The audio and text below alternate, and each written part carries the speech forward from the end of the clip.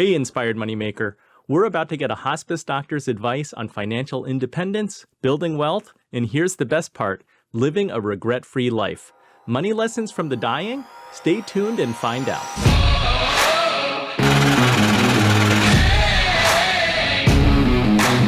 Episode 248 features Dr. Jordan Grumet, physician, podcaster, communicator.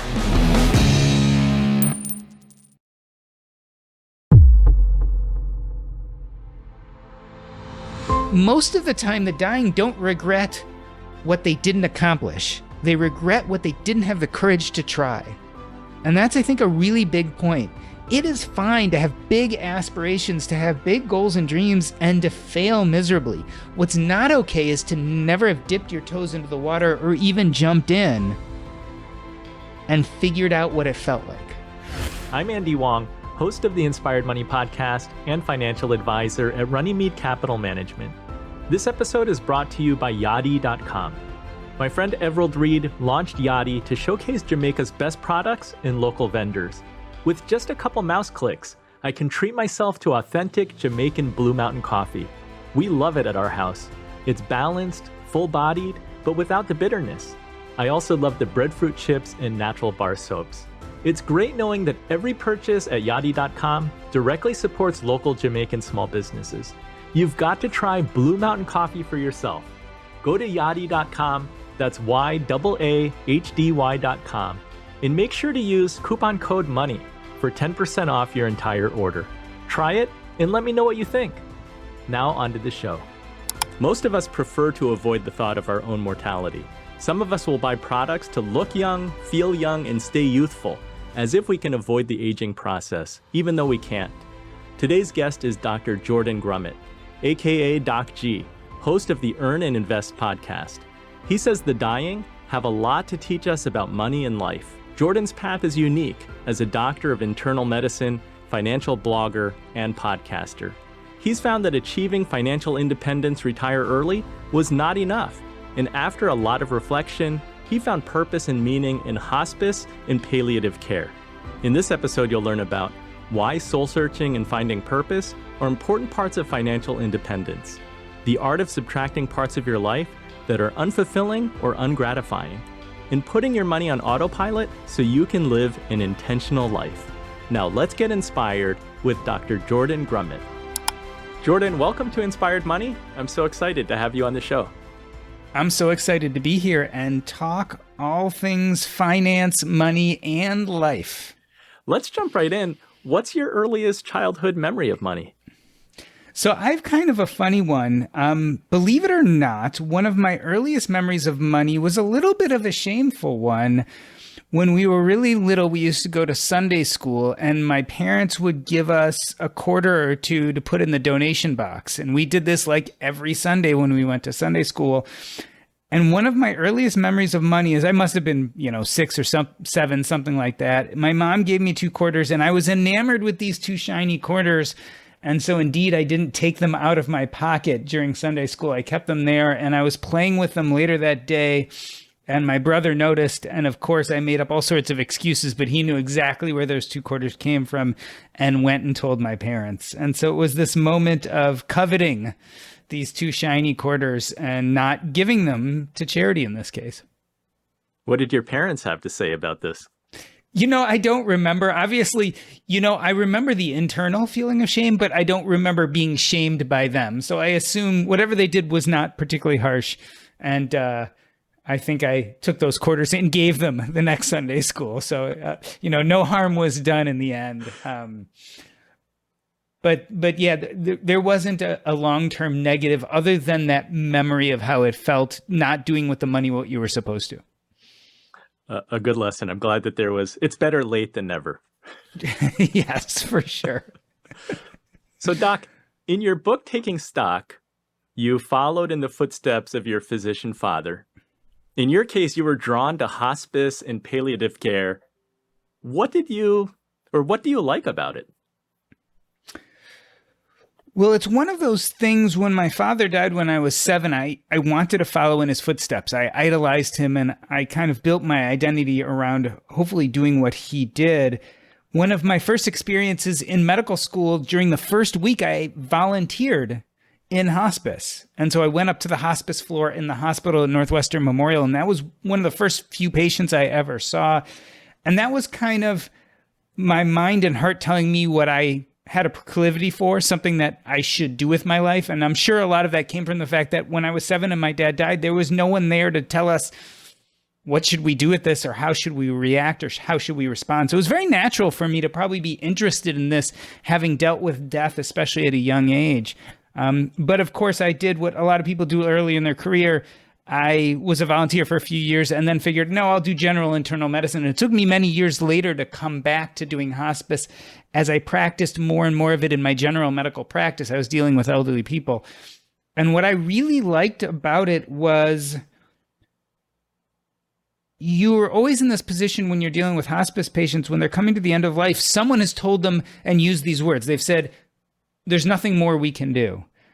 And all my years of training have taught me, well, there's a bunch of things we can do. One is we can make people comfortable, right? So we can give them the right medicines, we can give them the right support. But the other thing that I think is amazing is, at this time when people are really despondent, we can come in and try to make each day worthwhile for them and say, instead of you have a set number of days, let's take each day one at a time and try to make them worthwhile and valuable to you up until the time when you don't have any more days left.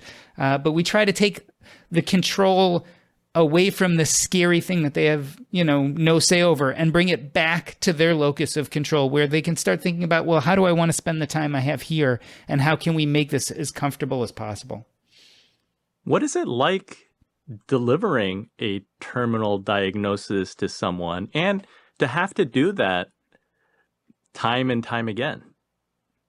It's hard. Actually, that's probably one of the hardest parts of medicine, is giving bad news. I'd say the other hard part is really making split-second decisions that really affect people's lives. But having to walk into the room and talk to a person or a whole family and discuss a terminal illness is something you get some training during medical school. They have seminars that teach you what kind of wording to use, and you act out these type of things. But it's only the kind of thing actually you learn by doing over and over and over again. And none of us are perfect at it, right? And then the other thing is the people where everyone is so varied in how they react to things. Like some people want to be just told straight, right? And other people want you to hint at it but not tell them exactly. Every person reacts differently. Some people are relieved because they're like, I felt like I've been dying for the last 6 months and now finally someone has actually said it. Whereas other people have been in denial so long that you say something like this to them and they get very angry or upset. You never know. And so it's a very difficult thing to do. But the other side of that is when you are there talking to someone and you're saying, this is a terminal diagnosis. We can't fix what's happening to you physiologically, but there are many things we can do. And so I'm going to be here to walk you through what comes next. You will not be alone. You will be supported. We'll manage your pain. We'll try to create as good days as possible, however many there are left. And that's an exceedingly powerful thing. And not everyone's good at that. So being in hospice and getting to do this, it's really kind of a unique skill set to help people see that side of what they're going through. To me, it seems, or I think to most, it sounds like a job that many people would not be good at, and many people would shy away from. I was really looking forward to speaking with you because you say the more patients that you interacted with, the more it became clear that dying has a lot to teach. The dying have a lot to teach about money and life. It's amazing. When someone is diagnosed with a terminal illness, it is never easy. It's not easy on them. It's not easy on their family. It's scary. But there's one little good part. And the good part is we all live with these expectations that we carry our whole lives. We live with this idea of what we're supposed to want. And we carry those expectations, and we carry around everyone else's beliefs about us. We carry all these things with us. When you find out you're dying, it's the one moment where it's like, okay, I'm going to get rid of all the external stuff. And now I have to drill down and say, what do I actually want? And so I was noticing this over and over again with hospice patients, that they had a certain freedom to really explore their deeper wants and needs, a freedom that they had never really taken before, right? So people find all sorts of reasons not to do that hard life work. Maybe it's they're worried about making money. Maybe it's they're worried about other externalities that keep them from doing the hard work. Maybe doing that hard work is just scary, because when we say, I'm going to really start thinking about those things that are most important to me, what we're really saying is life is finite and I better start working on it now, because at some point I won't get the chance. So given that freedom, I've watched many people really delve into their deepest wants and needs, and it's been such a powerful thing. I started looking at the other thing I was spending a lot of time on, which was learning about personal finance and blogging and eventually podcasting about it. And at some point it just clicked in my mind. I said, oh my God, dying people have so much to teach us about all this other stuff I've been studying. Because when you start in personal finance, usually your first question, especially if you're into financial independence like I was, is usually the first question is how. So you do a lot of studying into how do I save? How do I invest? How do I set up a 401k or a Roth IRA? All those kind of things that we love to talk about. Those questions are innately answerable. Like, we can go out and find the solutions to those type of things. After you go further in personal finance, you start getting to those next level questions, not just the how, but why. Now that my investments are on autopilot, now that I see a way forward, now that I can take a breath, why am I doing this and what does it all mean? And those are the harder questions that I would struggle with people on in my podcast or in my writing. And I would start finding the answers from the dying. They would start saying, here's what I regret in life. Here's what I wish I could do if I could do this all over. If I could start 30 years ago, here's what being in the dying process has taught me that I should have spent my life thinking about. And how could I then take that type of knowledge and bring it to much younger people, people who were trying to figure out the role money plays in their life or their career? How does that connect to happiness? How does that connect to purpose and meaning? And I just saw this connection that just seems so important. It is a tremendous clarity that terminal illness can provide, to the point where you say that it's a good exercise for all of us, especially if our goal is to live a long and happy life. But some of those questions are ones that probably people don't want to talk about. I think facing one's mortality is not fun. We'd much rather be Peter Pan and have this like stay young forever thought. For you, because I know that you've also written about financial independence possibly being a source of stress or panic attacks. So talk a little bit about that. So first things first, this is hard work. People don't often want to talk about these more difficult things. Purpose and identity, it takes a lot of soul searching. I guess my answer would be that 9 times out of 10, when you talk to the dying, they'll say something like, I wish I thought about this stuff earlier. Right? So it's hard work when you're not in the dying process. It's hard work when you have decades and decades to live. But when people look at the regrets, when the curtain is pulled away and they now know they have weeks or months to live, hands down, they all kind of say, yes, I wish I thought about these things earlier. So let's go to that second question, which was getting involved in finances, and especially at some point getting to the place where your finances are on autopilot as opposed to wanting to celebrate. Certainly in my life, and I've seen this in some of my patients' lives too, as well as people in the financial independence movement, that it led to panic and anxiety. And the reason why is in many ways we forget the fact that money is a tool and not a goal. And so when we're young or when we discover personal finance or financial independence, often we create money or net worth as a goal, and it feels really good because there are steps we can take. We can side hustle, we can work longer, we can invest more aggressively. There are all these great steps we can take to get us there. The problem is it's a tool, not a goal. The idea behind money is not that it does anything for us itself, except that it is potential energy. It's something we can use towards other things. It's one of many tools we have on our tool belt, right? We have money, but we also have time. We have our community. We have our skills. We have our knowledge. We have all these different tools, but the point in using all these is actually to live a purposeful life. It's to do things we want to do. You know, in the common lingo, it's to be quote unquote happy. I mean, we can argue about what that means. Money is not happiness. Money is a tool that may help us get towards happiness by giving us a little bit more control over what things fill our time and a little bit of control over which activities we do or don't have to do. If you don't recognize that, you get to the point where all of a sudden you have enough money and you look at your life and say, now what?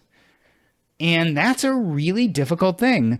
I had that problem when I was identifying as a physician all these years. I realized I didn't want to be a physician anymore. And all of a sudden I had enough money to step away from that identity of being a physician. But the reason why that caused me panic and anxiety is I had no idea who I was. Once I dropped this identity of being a physician, once I stopped working in this job, what was my significance in this world? And I hadn't done enough of the deep thinking to understand that. I had been mindlessly making money because money was the key. It was going to save me. It was going to solve all my problems.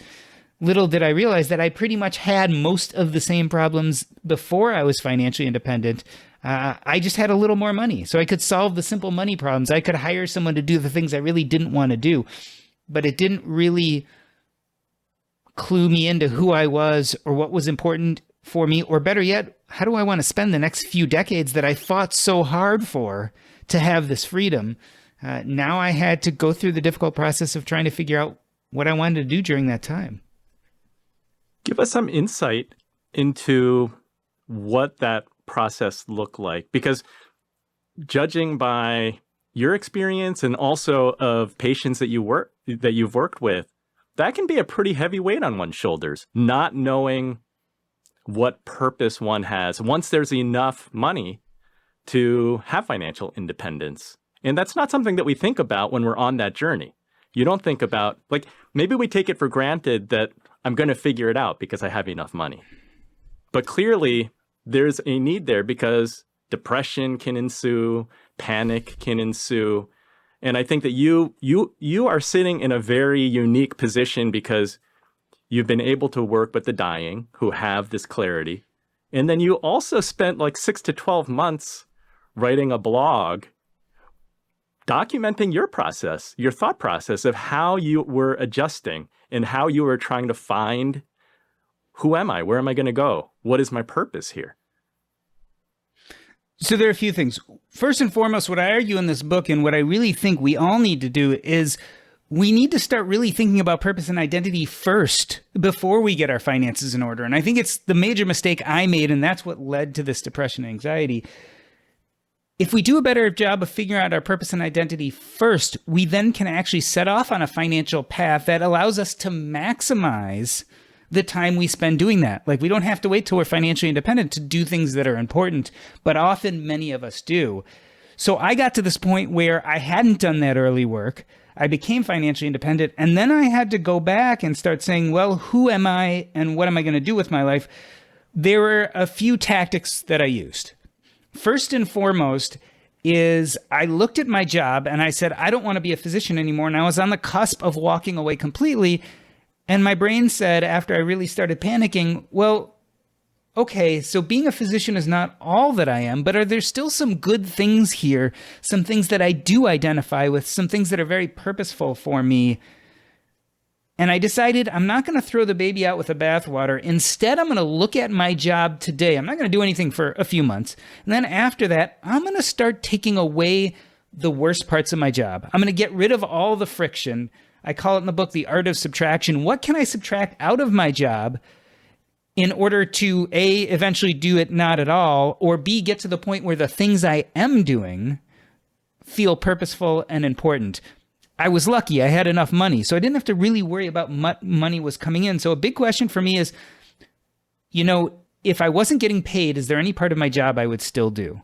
And so I knew having my own practice was stressful. I was making all sorts of phone calls and visits on the weekend. So I stopped having my own practice and I started just seeing patients in the nursing home and doing hospice work and some other side hustles. Eventually, I got exhausted over months and even years with the nursing home work, so I stopped doing that. And then I was just doing hospice work. And then I'm like, you know what? I don't want to work nights and weekends.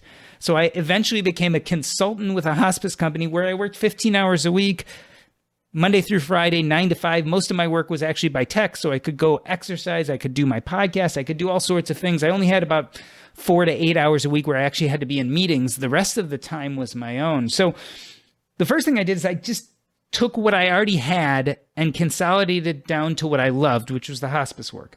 That was important because that was something I could anchor some of my identity on when I had no idea what my identity was. But I could do it for 15 hours a week, which left a huge amount of time to start exploring, okay, now I have the time and space. What is purposeful for me? Dealing with the dying, it was really easy for me to say, these dying people keep on telling me they really regret that they didn't have the energy, courage, or time to, and then each person filled in the blank in a different way. So I started asking myself that question. So with the hospice patients, we do something called a life review. And a life review is a questionnaire with a bunch of questions that has people go back and look at their lives and talk through it. But that one question is like, if you consolidate down everything to just one question, that's the question. What do I regret that I didn't have the energy, courage, or time to do? So I started asking that of myself. And you know what I noticed? I had been blogging since 2005 about medicine, but I was always fitting it into free moments or nights or weekends. I was doing public speaking. I was engaging on all these engaging in all these conversations that were important to me. But I always told myself, well, you can't do that for a living. That's something you do for fun. You're a doctor for a living. Well, now I have the permission to say, well, I'm only going to be a doctor 15 hours a week. Why don't I start looking into these things that really have a lot of meaning for me? And so I started writing more. I started blogging about personal finance in this case because that's what I was really struggling with. And I said, I'm going to write a blog post every day. Eventually, I started a podcast. I started doing more public speaking and going to conferences. And so the time filled up. And I realized that all of this time I had been identifying as a doctor. If you asked me to say the statement, I am, the next word would have been a doctor. And then if I got real thoughtful about it, I'd say I'm a father, a son, or a spouse. I started talking about family. If you really pushed me, maybe I'd bring up achievements. I'm a Plutus Award winner for the Earn and Invest podcast, right? You start talking about the things that you've been recognized for. But when I kept on going and I kept on asking that question, I eventually came with a blogger, a podcaster, a public speaker. It all coalesced into I am a communicator. And now this was something I could really dig into and spend my time doing. And I could have goals, but whether I reached those goals or not, I really loved the moment to moment of what I was doing. I loved the process. Like, I love nothing more than sitting down and preparing to interview someone for my podcast. And so that podcast may get out to 1,000 people. It may get out to 1 million people. I only have so much control over that. But I do have control of what it feels like when I get behind the mic and I have someone really interesting to talk to and I can help create a great conversation. And so my focus really started shifting, but it took time and it took some of those exercises. Asking myself what I'd regret, asking myself to repeat that statement, I am, and filling in the blank. And then starting to spend a little time doing those things and exploring and seeing how they felt. I was lucky in the sense because I didn't have to worry about money, but I don't want to say that you have to be financially independent to start this process. Like I said, money is one tool, but we have all sorts of other tools. You may find that you're still working to put food on the table every day. Maybe you're at the beginning of your career, but what are some of those other tools we could use to start exploring what's important to us? Maybe it's nights, maybe it's weekends, maybe you were 25 years old and you have a lot more energy than I do as a 49-year-old. So maybe one of those tools you have is energy that I don't have anymore because I'm double your age. Maybe that allows you to start a side hustle, and that side hustle is something you love. So you're doing something that's really purposeful that adds to your identity, and then you make a little side hustle into that, and you do that on weekend nights because you're 25 and you have extra energy, even though you're still struggling to put money on the table with your 9 to 5. Let's say you're working as a busboy at a restaurant.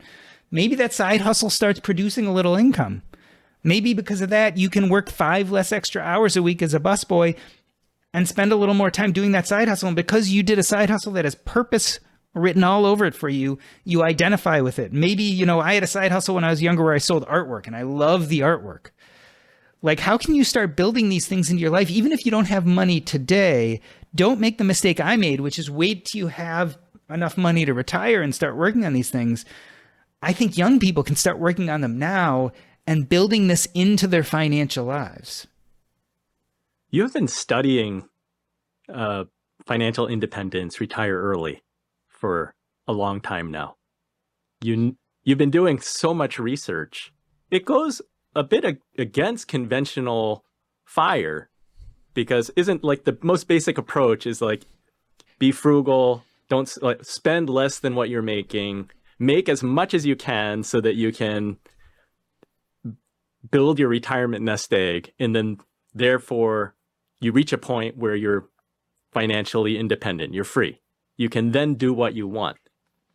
It stands out as being different that you'd continue being a physician, really taking a pay cut for doing the type of work that you still enjoy. Here's the way I look at it. I think old school FIRE really was like that. You go back, especially around 2008, it was the Great Recession. People were grinding away at jobs, especially professionals, feeling like this is not how they wanted to spend their time. So traditional FIRE made sense. I'm going to save to a huge net worth. I'm going to invest it in the market. And then in 5 to 10 years, I can get out and do whatever I want. Things evolve, and you have a group of young people who's 20 and 25, and they're saying, you know what, I don't want to grind it out for 10 years or 15 years. Like, I want to enjoy life today. So that's this idea of YOLO. You only live once. You've got to kind of put some time into doing what you like today. My father died when he was 40, right? So he died suddenly. What if he never did things he enjoyed because he was a FIRE practitioner? I mean, he would have died without ever actually getting to enjoy any of his wealth. So young people are recognizing this. But the great thing about it is if you're intentional, you can build a financial foundation as well as start working on purpose and identity, which means you can do a little YOLO today and defer gratification. And so the newer generation has evolved to realize that there's much more nuance, right? It used to be either you spent frivolously and you never retired, or you did the FIRE thing and you never had fun. The newer generation is realizing, hey, if we're really thoughtful and intentional, we can do both. And I think that's really where this book comes from, is this idea that the dying are telling us an important secret here. They're saying, look, yes, you do need to have money when you get older. Yes, you want to have retirement, but don't forget to enjoy the here and now. And I think we can do it. Like, I think it's doable that we can have both. Jordan, share with us what a life review looks like, because it sounds like this is something that we should all be doing. Don't wait until your terminal diagnosis. There are a lot of great things that we can learn about ourselves and then make the right decisions so that we can spend our money in a better way. So life review is something we do with hospice patients. And actually there's an exercise, I think it's after chapter 1, that actually takes you through some of the basic points quickly of what a life review is. But basically, when a patient is dying, either the doctor, nurse, chaplain, social worker, someone will sit down with them and do a very structured questioning of their lives. We start with their childhood. How was it? Who did they love? Who didn't they love? How were they treated by their parents? What did they accomplish? What didn't they accomplish? What were their traumas? And we kind of review young adulthood, then adulthood, their career. And we ask those important questions, like what was important to them? What were their regrets? What were their great successes? And we end with the same questions for now. If you know you have a few months to live, let's say, what would you like to accomplish in this time? And I think young people absolutely should be doing this once a year. And I think it's not the kind of thing you sit down and do in 30 minutes. It's the kind of thing where you really marinate over weeks or months in these questions. What's important to you? What has been important to you in the past? Why was it important to you? What are those key relationships that really mean something? What do you regret? What didn't you accomplish? If you were on your deathbed today, what would you want to get done in whatever amount of months you had left? All these are great questions, and it starts that process of really defining these are all really ways of asking some basic questions. What is my purpose? How do I identify as a person? And what are those connections in my life that are important? It all comes down to purpose, identity, and connections. It's just a more structured way of getting us to think about these things now. And I absolutely think we should be doing a life review on a regular basis. And you're allowed to change your goals and objectives, right? They're evolving. Yeah, and be aspirational. Like, people forget this. Like, when we're looking at purpose and identity, it's not just who we are today, but who do we want to be? Like, who do we strive to be? I think we have to give ourselves that permission, right? To throw it all on the table and really explore, our biggest dreams. It's okay if you don't reach it. And I say this over and over again. Most of the time, the dying don't regret what they didn't accomplish. They regret what they didn't have the courage to try. And that's, I think, a really big point. It is fine to have big aspirations, to have big goals and dreams, and to fail miserably. What's not okay is to never have dipped your toes into the water or even jumped in and figured out what it felt like. That is powerful. And the fact is, we're all going to die. We haven't figured out immortality yet. Mm-hmm. So to what extent does our fear of dying mean that we're playing it too safe? Or we're following a path that's not our own? We're trying to satisfy a parent or society's idea of what we should be doing successfully. Share with us a little bit about, as you've gone through your experiences as a hospice doctor, as a personal finance expert, you're spending your time very differently, and you're identifying things that you truly value. Are you willing to share sort of your aspirational thoughts with us? Yeah, I'd like to spend a moment or two talking about how I eventually came to this idea of what happiness is, right? And happiness, like I said, it's one of those kind of quote unquote terms. We have different ways of defining it. Like, if you look at Maslow and his period, the pyramid, the top of the pyramid is self-actualization. If you talk to happiness researchers, right, they do research on how much money do you need to make or have to be happy. They talk about things like emotional well-being or life satisfaction. I use the terms purpose, identity, and connections, but what we're really talking about is, how do we feel good about the life we're living today and will live tomorrow also? For me, I use the term in the book, the climb, right? And so I talk about, I think happiness is being engaged in the climb. So what is the climb? The climb is when you find something that gives you a sense of purpose, identity, and connections, and you pursue it. And not only do you enjoy the pursuit of it, you actually feel like you're making some incremental gain or headway towards a greater goal. So let me explain it. I'll give you a great example for me is podcasting. Like, I love podcasting. I would love to get 1 million downloads on my podcast every month. Now, you and I both know how flippin' hard that is, right? Very hard. And ultimately, I can try as hard as I want to get there, but I may or I may not. So it's something I don't have 100% control over. But for me, the climb is, I love making my podcast.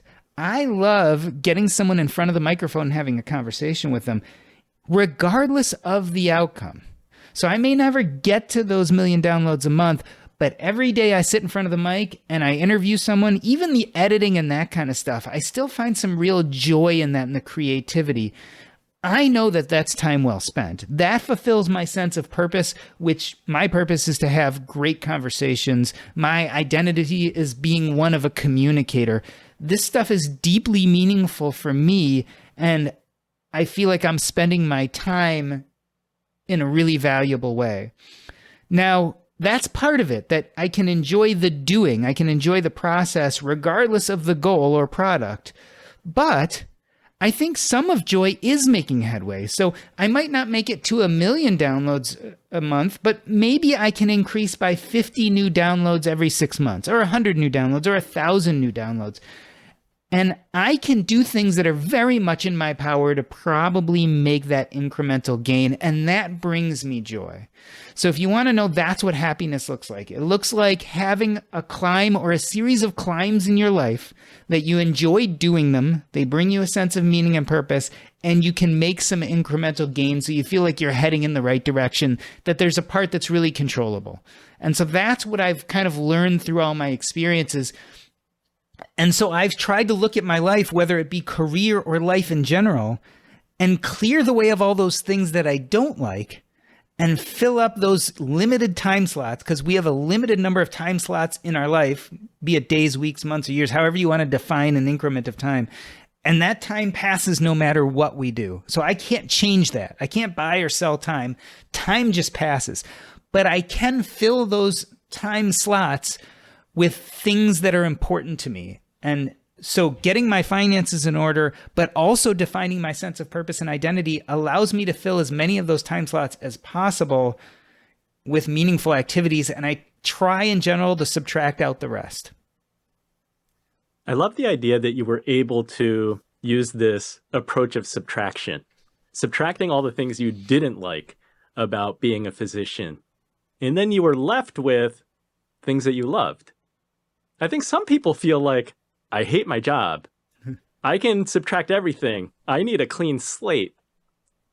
Because from reading your book, I also get the sense that you are advocating that people try new things, get out of their comfort zone, because they're going to discover something that resonates with them that they didn't even realize. So there's that side too, right? You've got to take leaps and risks. And what lessons have you learned from the dying in that regard? I think we have to be bold in starting this process when we don't have money. And I think that's our big mistake. Like when I got out of medical school and then did residency, I knew deep down in my heart that what really resonated with me was working with the dying, because I had done some of this volunteering. And somewhere I think I made the calculation that that wouldn't pay very much. And so I started doing other things. If I had done some of that work on purpose and identity as a young person, even when I didn't have any money, maybe I would have done full-time hospice work right out of residency. So what's the downside of that? The upside is I would have liked my job more. The downside is I probably would have made half as much money, let's say. So it might have taken me double the time to get to retirement, or at least have enough, financial fuel to retire. But you know what? I might have enjoyed my career so much, maybe I would have never burned out in medicine.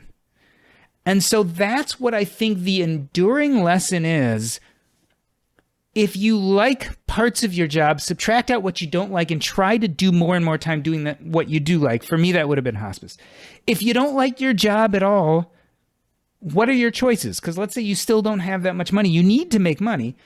Can you switch jobs? Can you switch employers? Can you start using other tools like your time and energy to start a side hustle, something you love in your off hours, that if it starts producing money, you can start transitioning out of that job you don't like. If it doesn't produce money, at least then you've done something that's purposeful. You filled some of those time slots with good things.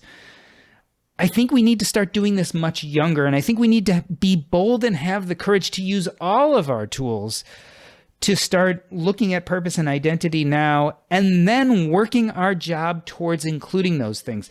And that may be some grinding out and sacrifice. You might need to work 5 years, make as much money as you can so that you can transition to a job that pays half, but is more purposeful for you. But then at least you're being intentional, right? Then at least you're saying, okay, I know what I want. I know their trade-offs. I'm not saying everyone, this is not Pollyanna. Everyone doesn't have to quit their job and go for passion immediately. No, it's totally fine to sacrifice. You just have to understand where that fits in your life, and also come to the conclusion that there's a small chance that, God forbid, something could happen. I could die and not enjoy any of my wealth. So you want to think about at least sometimes enjoying what you've accrued, doing a little YOLO here and there. But you might say, and I've made this bet a number of times, I think I'm going to live a long time. I don't mind working really hard for a short period of time. I don't mind a little bit of the sacrifice, because I, in my life, feel like I've got quite a bit to go. So I'm okay with that. And so you got to really start being intentional. So it doesn't mean you go 100% one way or another. It just means you start thinking about these things earlier. I want to ask you about YOLO versus planning for the future. And I didn't say that I'm sorry that your father passed when you were just 7 years old, when he was 40. But he seemed to have this prescient knowledge that he could die young.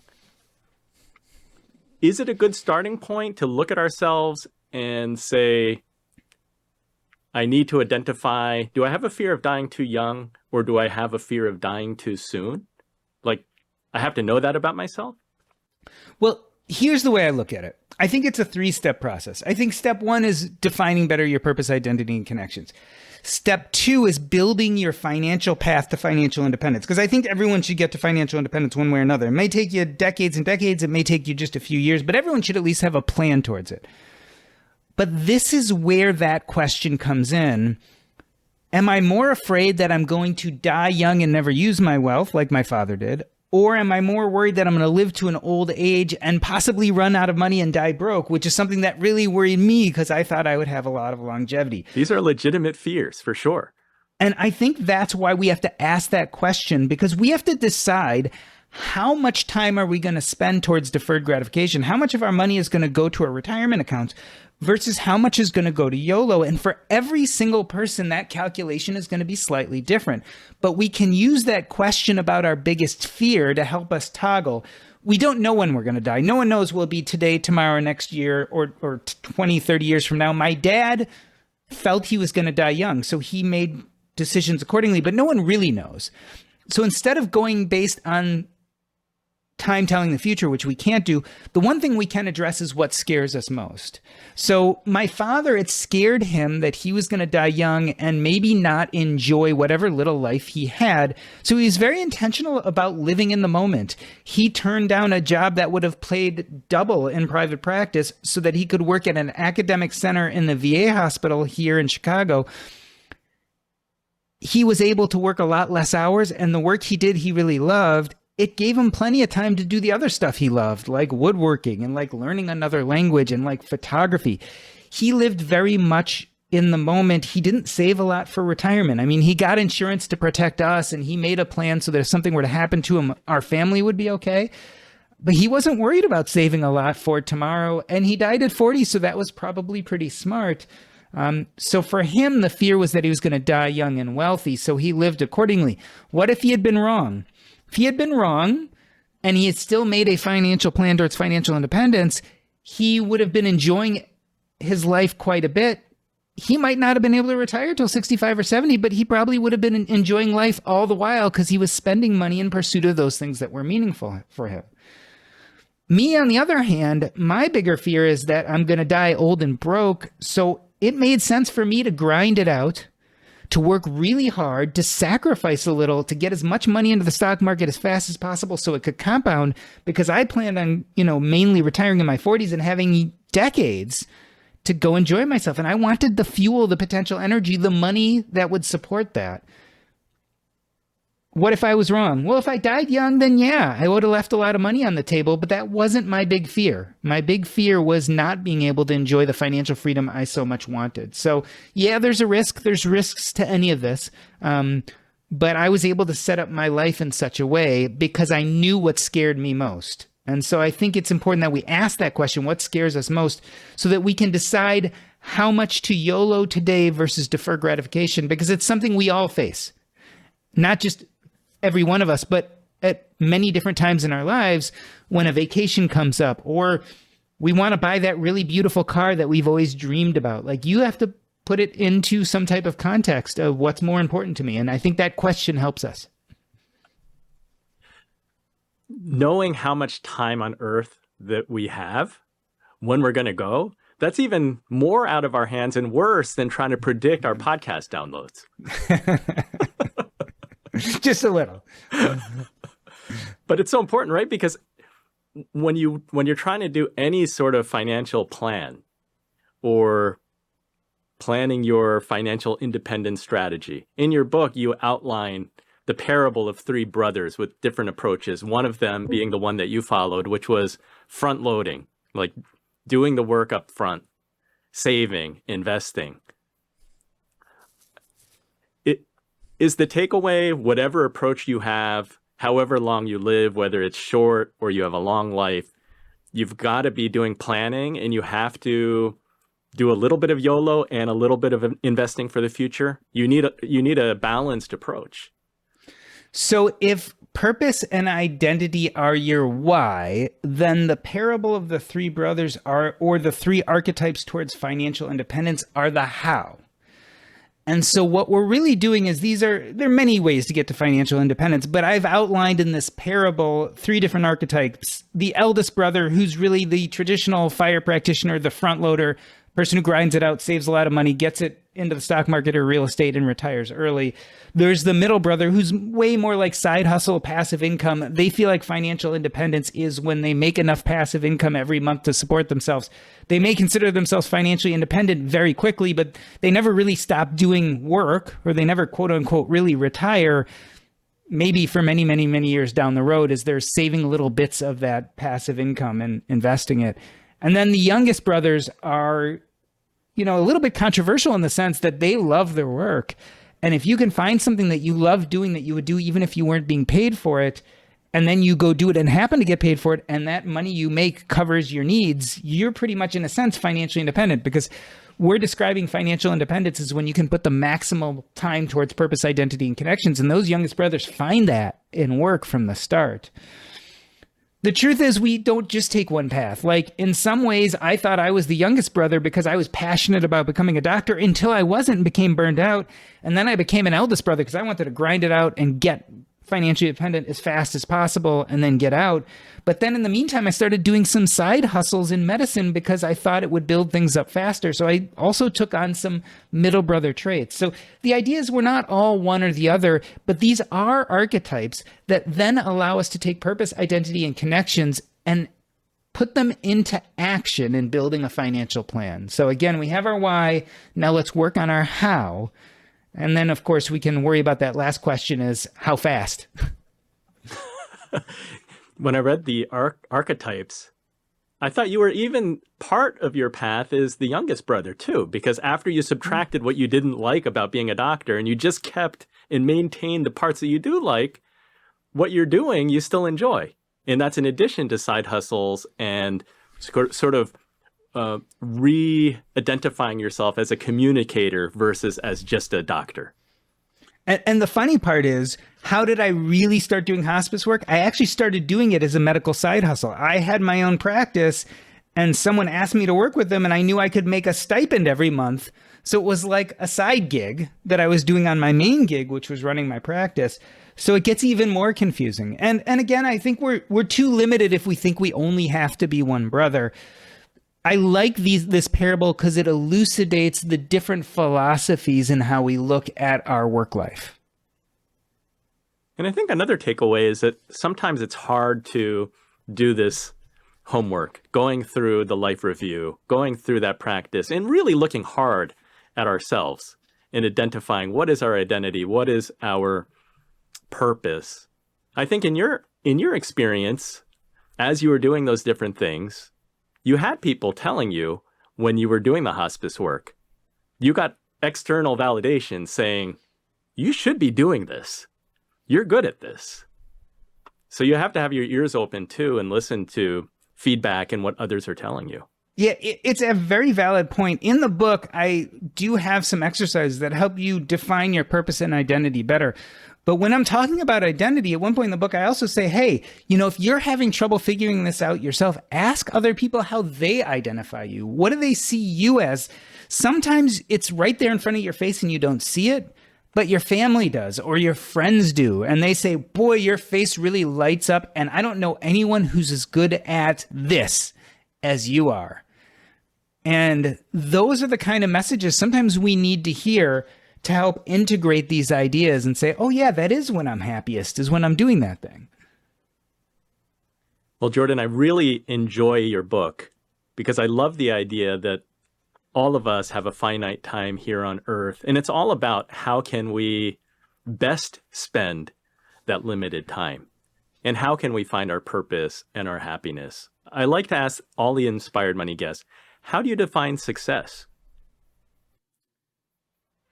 Success at this point in my life is really the fact that from the time I wake up to the time I go to sleep, a good 95% of the things I do are things I chose.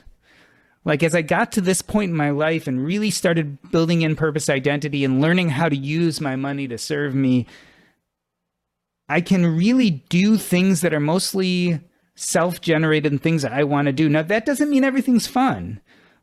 There are parts like when I'm editing my podcast or doing other things, I'm like, oh, this is dragging on. I wish I wasn't doing this at the moment. But then I also look at it and say, I chose to do this. And if I really didn't want to do it, I could stop doing it. And knowing that most of my day is filled with these things really changes your outlook on how we look at our days. I really find that when I was busy being a doctor, doing things that I didn't love, there was so much of my day I dreaded. And I almost never dread anything in my weekly schedule now. And that's, to me, feels like success.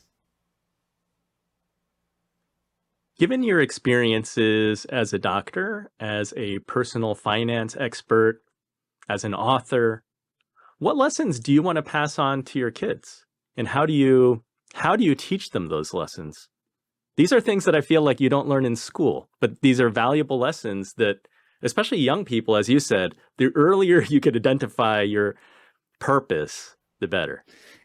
I think what I've really tried to teach my children is the money part generally can be easy if you're thoughtful about it and you learn good habits early. If you learn how to save, if you learn how to be thoughtful about your spending, if you learn the basics of investing and you start at a young age, your money will serve you to open up your brain so that you can really start doing those things that are important to you.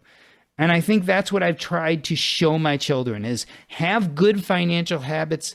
Learn how to mostly put your finances on autopilot so that the rest of your life can be the exact opposite, not on autopilot, but intentional. And that's what I try to model for them, is I try to model for them these good habits so that they can see what a purposeful life looks like. Do you have any tips on, like, have you done exploration trying to figure out what each child's innate skills and, how can they contribute to this world most successfully? Definitely. Yeah. So my children, my son is 17, almost 18. My daughter's 14, almost 15.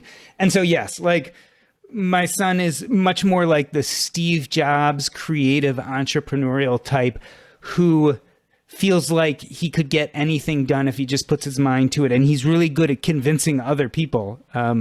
Like you get him in a group of people and he ends up being the leader, pushing everyone in a certain direction and doing something inventive. So I think for him, we've always focused on allowing him to have the confidence to attempt audacious things and not giving him the negative talk that parents so often like, oh, you can't do that, or there's no way you can do that. Instead, we really try to give him that supportive, you go and do things that other people feel like they can't accomplish, but somehow he's always accomplished things that surprised us.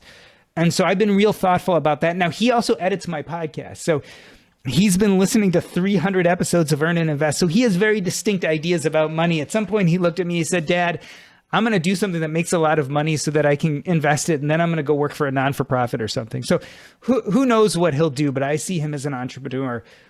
My daughter is the exact opposite. She loves structure and organization. She is a natural born leader. My wife works for, a Fortune 500 company that has lots of structure and lots of employees. And I see my daughter being very much like her. I see her going very, very far. So my daughter really likes working on organization. And I think she thinks a lot about how to influence and organize people. And so for her, it's a little bit of a different skill set. And so, yeah, we try to develop that in both of them because first and foremost, I think if you can make sure your kids know that you love them unquestionably and that you believe in them, if you give them those two tools, mostly I think that they'll succeed at anything. And so I've spent a lot of time, my wife too, in trying to make them feel both loved and believed in. Well, thank you for spending time with us today to discuss your book, Taking Stock, and your path, and really this bigger question of how does one find happiness and fulfillment.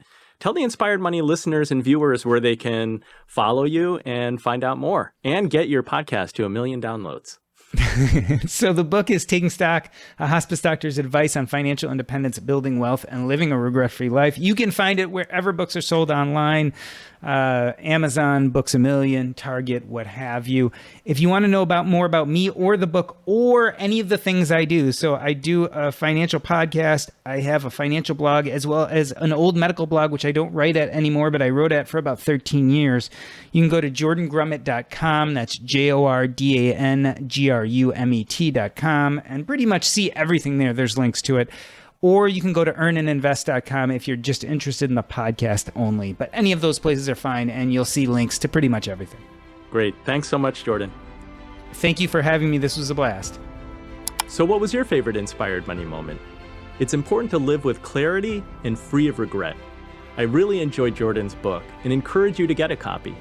I'll have a link in the show notes at inspiredmoney.fm/248. I encourage you to have the courage to do a life review now, well before the end is within sight. Let me know how you make out, and live your life by always being true to yourself, not the life others expect of you.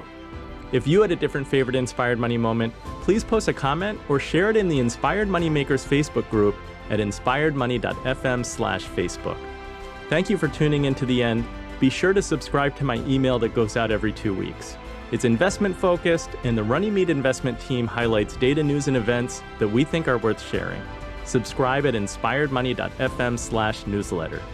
Thank you for joining me on this mission. Have an inspired week and do something that scares you, because that's where the magic happens.